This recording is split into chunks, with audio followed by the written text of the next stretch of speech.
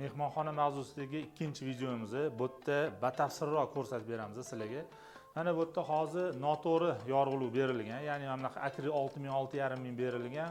Bu xato. Bu hamma narsani bir teng qiladi. Qilgan remontinglarni ishoninglar, rasvog'ini chiqarib yuboradi. To'g'risi qanaqa bo'ladi? To'g'risi har bitta svetilnik o'zini joyida o'zini funksiyasini bajarishi kerak. Ya'ni mana dekorativniy tarsher gulga beradi. Bu yoqda bosh tepasidagi mana 3 ta svetilnik kitob o'qishga beradi. Buni boshqa variatsiyalarini ham qilsa bo'ladi, ya'ni brala bilan qilsa bo'ladi. Bu yoqda рабочий zonamizga mana отдельный tarsher и nachnik ham mana o'zini joyida turibdi. Hammasini yoqqanda o'sha kerakli atmosferani, ya'ni beradi.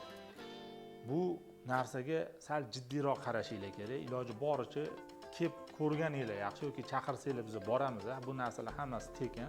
Bu yerda misol svetilniklar arzimagan 7 vattdan turibdi. Lumini 560, narxi 75 ming 100 minglik narsa turibdi. Hech qancha pul ketmaydi. Keyingi videoda undan ham batafsilroq tushuntirib beramiz.